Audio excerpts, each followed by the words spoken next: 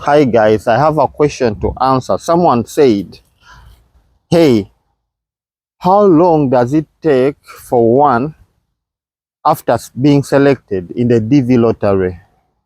How long does it take for him to start processing his or her uh, stuff?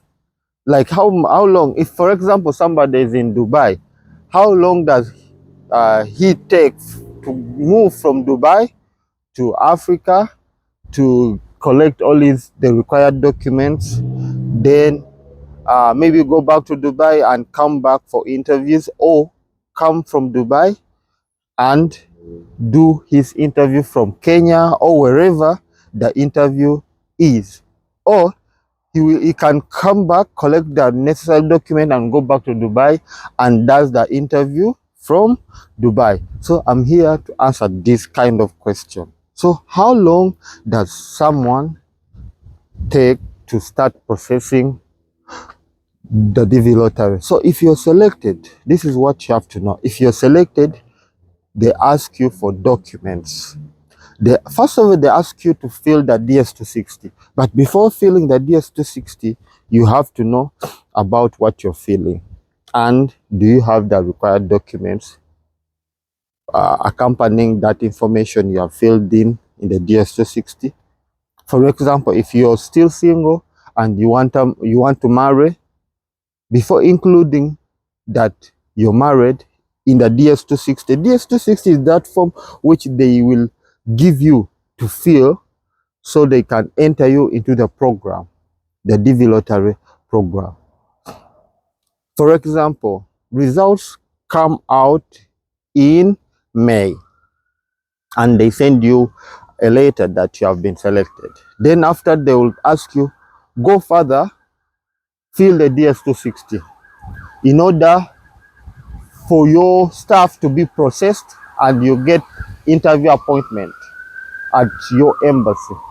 So the DS260 will be asking about you, whether you're married, about your children information, about your education information. It's just like a CV form, which is asking your details, father information, mother information, birth certificate information. Then they will even ask you security questions if you have ever been on the side of other side of law, if you have ever been into criminal stuff, a lot of questions. So uh, so when you get selected and you get that first notification that you've been selected, and they ask you to fill the DS260, what do you have to do? Say you're in China, say you're in Dubai, say you're in Uganda. First of all, you have to understand the program. What does the program need? What does the DS260 say? Collect your documents. If you can collect them where you are, like in Dubai, just collect all the documents and fill the DS260. Don't rush to resign. Don't rush to move from one part to another. Just come online, type in YouTube, type in Google, how to fill the DS260. What is it necessary for you to fill the DS260? What are the documents necessary? How does the DS260 look like? Which kind of information do they need in the DS260? That's what you first look at. This information is for people who have been selected. If you haven't been selected, wait until you are selected to ask me questions which you won't understand. Remember, I'm Aaron Intende, and share this video, guys, and follow me. Stop coming, watch and run. Follow me, get notifications whatever video I put. Soon I will be starting going live, because some of you need me to be live and talk to you guys. So what you have to do is try to understand the DS260 and understand the process. So the process says you first get a first notification that you have been selected, then fill the DS260. The DS260 will ask your information. So after gathering all your information, which are necessary for you to fill the DS260, go ahead, fill the DS260. Information about yourself, your education, your work experience, your mother, father, children. Get it? Start filling it before you make a decision to quit your job, before you make a decision to come from Dubai to Uganda, to come from Dubai to Kenya, Tanzania, to move from China. Don't move from China. And one thing I can tell you guys is, here is called, bear with me. One thing I can tell you guys, you can do an interview from where you are. Because in the DS260, if you say you're in China, they will give you an interview in China, USA Embassy. Korea, South Korea, Japan, UAE, Qatar, Saudi Arabia, Egypt, they will give you an interview where you are. You don't need to move to Uganda. Unless for particular embassies, you will find like a particular embassy is so slow. Let's say Rwanda embassy is so slow. Let me go to Kenya embassy. You transfer. There's a process which they call transfer of interview. You can transfer your interview. But before you transfer, you have to understand, how best am I going to get an interview in another embassy? Because you might transfer to a dormant embassy, or an embassy which has political situation. Like for example, sometime in Kenya, there is political problems. You transfer from Rwanda and you find yourself into trouble. Like in Kenya, there is political problems. So when somebody asks me this question, like, how long does it take? How long does it take?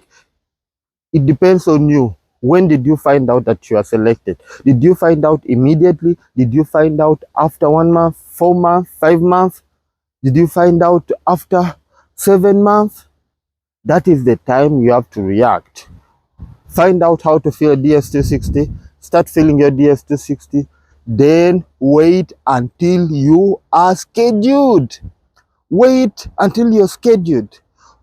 One other thing I want to tell you guys, there is something called case number in Dvlottery. So once you're selected, they give you a case number. And each month, there is something called visa bulletin. Visa bulletin is where USA organization, Dvlottery organization, it will bring out the range of case numbers which have been organized to get interviews. If your case number is not among the range of case numbers in the first month of interviews, remember, interviews start from every October to September of the other year. Like this year, interviews for DV 2025 have already started in October.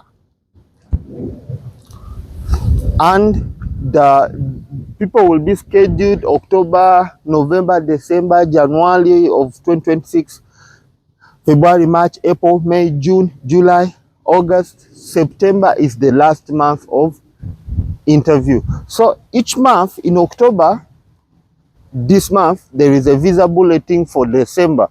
They always bring out visa bulletin for December, and the ranges will be from a certain number to a certain number. Remember, when they give you a case number is that number which they allocate you, like your from 1 up to 100,000. There is low case numbers, there is medium case numbers, and there is high case numbers. If you are 1, 2, 3 up to 10,000, your low case number. even up to 20,000, your low case number, you will expect your interview or your case to be current within the first few months of the year. From October, November, December, January, you might get current and you might expect an interview. Those who are above 20, 21, 30, 40, 50, they are medium case numbers. So they expect their case numbers to be from January, February, March, April, May, June, July. Then the high case numbers, those are the people whose case numbers are big, like 60, 70, 80, 100,000. They expect their interviews to be there from July, August, September, the last months of the year. Hope I'm clear. First, I talked about case number. If your case number is low, from 1 up to 10,000, up to 12,000, up to 20,000, that is a low case number. You expect your interview to be from October, when they start giving interviews. Remember, they start from October, every October to September of the other year. From October, November, December, January, those are the low case numbers. Then the medium case numbers, they will start from maybe 20,000 and above to 50,000. They will